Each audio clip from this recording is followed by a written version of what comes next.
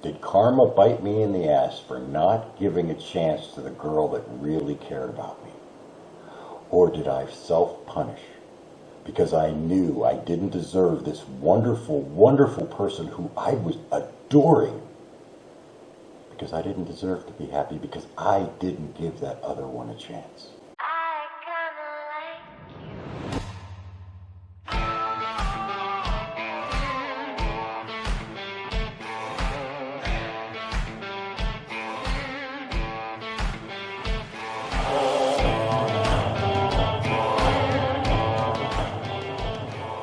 Hey everybody, I'm back. That's right, I'm back. I've been away for a while. I've had a lot of stuff going on. I've had a lot of ups and downs and emotional roller coaster crap going on. You know, I'm human too, and I go through stuff the same as you guys. That's why I'm able to bring you these shows. That's why I'm able to tell you all of the things that I tell you, because I have been there. You know, I've been there. And I'm going through some stuff now, and I've gone through some stuff, and I learn from those things, and I analyze them, and I dissect them, and I'm able to bring you these shows based on my experiences. And I want to talk today about karma. Now, karma has a weird misconception. A lot of people think karma is negative. You know, karma's a bitch. You've heard that. Karma's going to get you. You've heard that. And if you've done people wrong, if you are not a decent person and you screw people over, then yeah, that would apply to you. Karma will get you in the end. But if you're a good person, if you've done no wrong, and I'm not talking about whether you believe you've done wrong or not. We justify our actions 6 ways from Tuesday. You know, we tend to look at what we've done and to alleviate our own guilt and free our own conscience. We say, well, I didn't do anything wrong. That wasn't me. The narcissist is classic for that. The narcissist will blame everybody but themselves. They will never take responsibility for anything that they do. It's always somebody else's fault. It's always somebody else's problem. That they didn't do anything wrong. Karma will determine that. Karma is the ultimate judge. And, you know, if you don't know what karma is, it's been said many ways. What goes around comes around.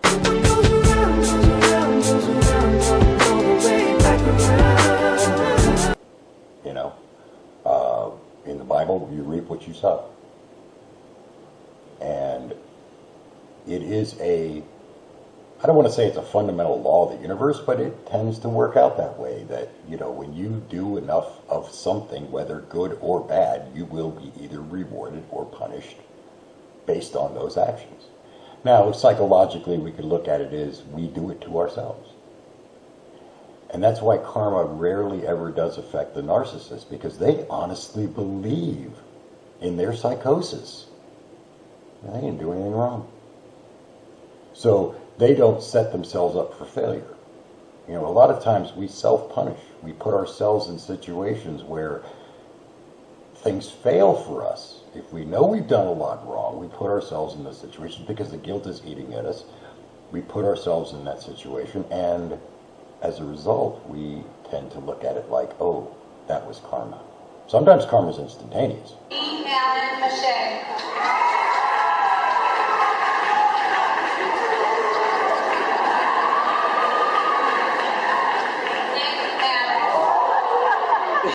That's why I think it is a real thing, because someone will do something and then, bam, they get smacked down hard.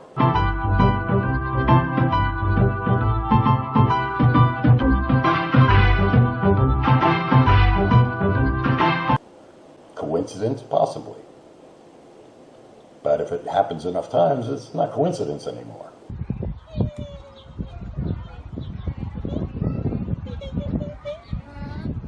You know. But I want to clarify that karma, just because you say the word karma, it doesn't necessarily mean you're wishing evil on somebody. When I put this post up, I had someone comment, well, you're angry. or something to that effect. It's not anger.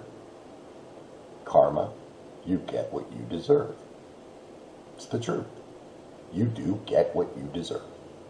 If you are a good person, and you don't screw people over, and you don't use people, and you don't hurt people, then karma will reward you, and good things will happen in your life. When the Oakland Cougars and Logan Township Lions met for a game of youth football in 2013, the Cougars coach brought out a trick play he had been working on for some time. In fact, he had collaborated on it with the head coach of the other team. This might sound a bit unusual, but the whole plan revolved around a very unusual and very determined player. 10-year-old Jacob Steiner was a special needs student that had been taken under the wing of the coach and the entire football team. He had been playing in games all season long, but on this play you could see that the opposing players, with as much subtlety as they could muster, all allow themselves to be blocked, run the wrong way, or just fall down without being touched, all to make sure Jacob could know what it feels like to score a touchdown in a game, an experience he will certainly never forget. If you screw people over and use people and treat people like crap, then yeah, you're gonna end up getting treated like crap. There's a meme that I posted a while back, and it said, "Karma whispered, you will fall in love with somebody who won't love you back because you didn't love somebody who did." Now, I've had that happen. I had people accusing me, well, that post is about me. Why were you putting that post up about me? It wasn't about them. It was about me. I had a girl years ago that loved me. She would have done anything for me. She worshipped the ground I walked on. In her eyes, I was Adonis. I was a god. And she wanted to be with me so badly. She actually moved from one town to another just to be closer to me. And a lot of people would look at that as, oh, that's kind of creepy. You know, that's kind of stalkerish. That's kind of weird, you know. We tend to label things like that. If somebody is affectionate, if somebody likes you, if somebody's crazy about you, if somebody's in love with you, and you're not in love with them, we really tend to pin the word needy or obsessive, or, you know what I'm saying? It's like, it's so frustrating that a person is scary because they're too into me, and I don't know, I can't get this person out of my ass. They're constantly texting me all the time and talking to me and giving me compliments and liking every post that I put on Facebook and hearting every post and commenting every post about how wonderful I am. And we tend to get spooked by that. We get scared by that. Because we don't understand, not having been in that situation, that when you really like somebody, you want them to know it. Because if they don't know it, then it's never going to progress to anything that it could be. Unfortunately, people in life, they play games.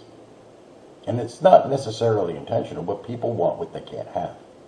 It's not a challenge. It's too easy. This person's crazy about me. I don't want that person.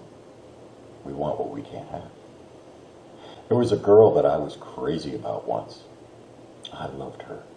I loved her so much. And she was my karma. She was my karmic justice because I didn't love that girl that was into me. I didn't give her a chance. I never even gave her a second thought. Never went on one date with her. Never tried. It's not that I didn't love her. You see, okay, when I said you will fall in love with somebody who will not love you because you didn't love somebody you did, it doesn't mean that you have to force yourself to love somebody you don't. If you don't feel it, if it's not there, there's nothing you can do about it. The heart wants what the heart wants. However, what's wrong with giving that person a chance?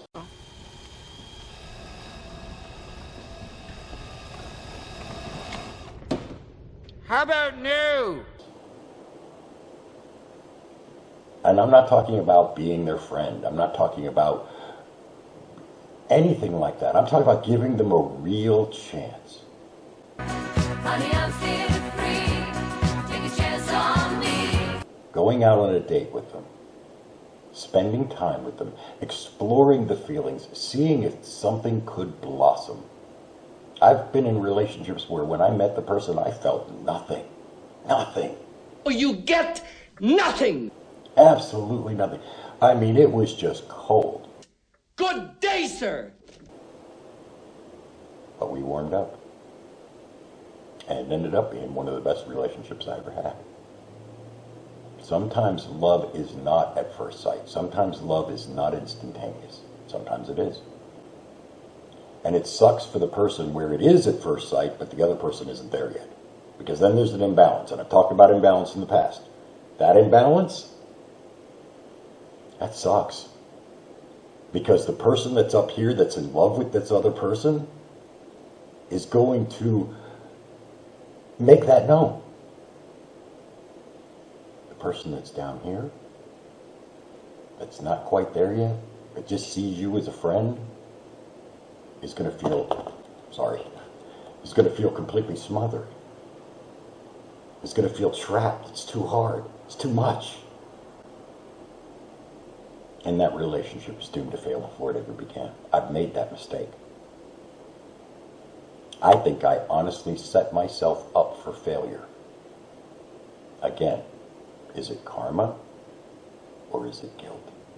Is it us punishing ourselves because we know we did wrong? And we don't feel we deserve to be happy because I hurt somebody and I don't deserve it. Well, that, I believe, was the case in this last thing with me. I pushed too hard. I loved too much. I let her know in no uncertain terms, I am different from everybody that's ever hurt you. I am passionate. I'm available. And I'm all about you and I'm all in. Knowing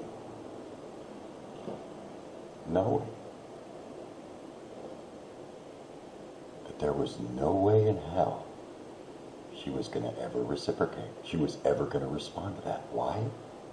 Because it was too easy. I could have played her. I could have acted like, how's it going? How you doing? How you doing?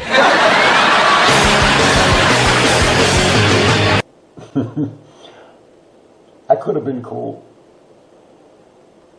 She even told me, I've got all these guys up my ass. I've got all these guys that are constantly hitting on me, constantly flirting with me. I need a guy that's different. I need a guy that's not going to do that. I need you to be my friend. Be my friend. She was basically telling me how to get with her. That if I were to be different, if I were not to hit on her, not to flirt with her, not to try to be with her, that she would actually look at me differently from all the other jacklegs that are trying to get with her, because she don't want any of them because it's too easy. She wants the guy that's impossible, that's virtually impossible to get, that would never give her a second look under any circumstances, because that's a challenge. That guy's not calling her constantly. That guy's not texting her constantly. That guy will go days or weeks without texting her. I answered every text message as soon as she sent it. As soon as she sent it. The moment she sent a text, bam, I'm answering. She calls me, first ring. Hey!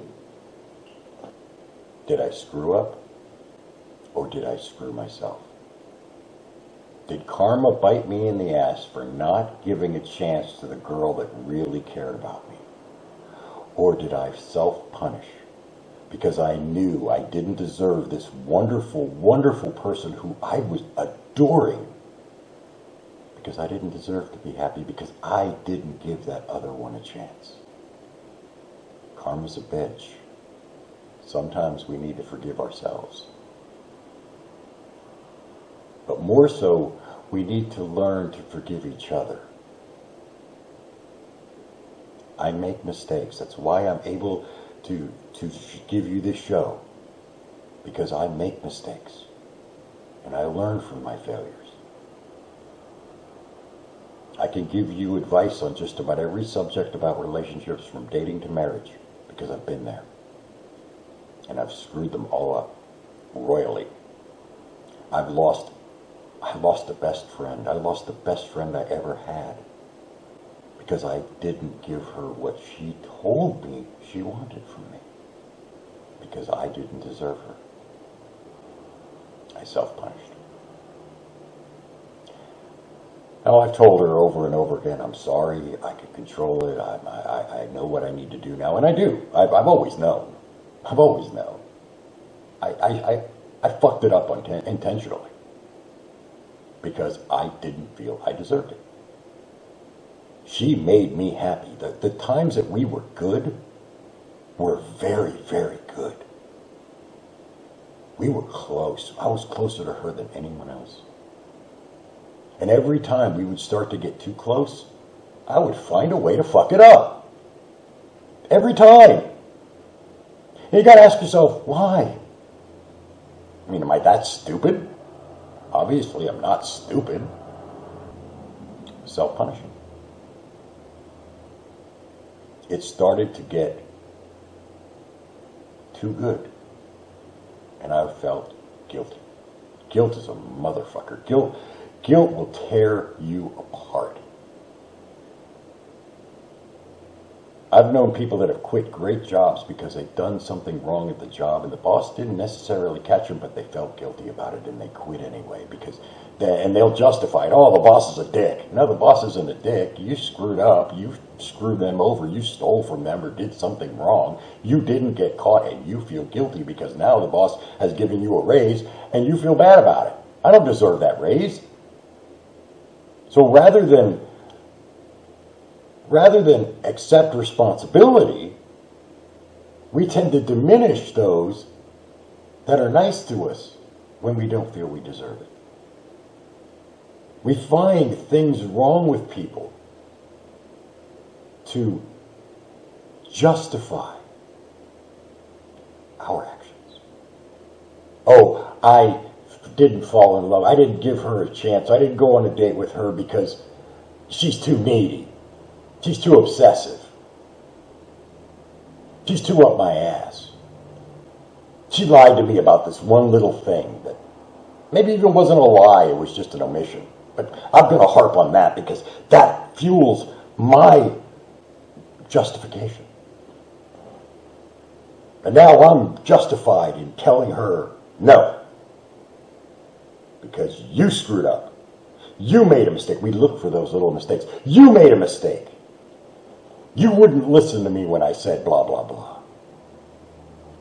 You make it too hard. When in reality, we're just justifying the fact that we know we got to hurt them and we don't want to. So karma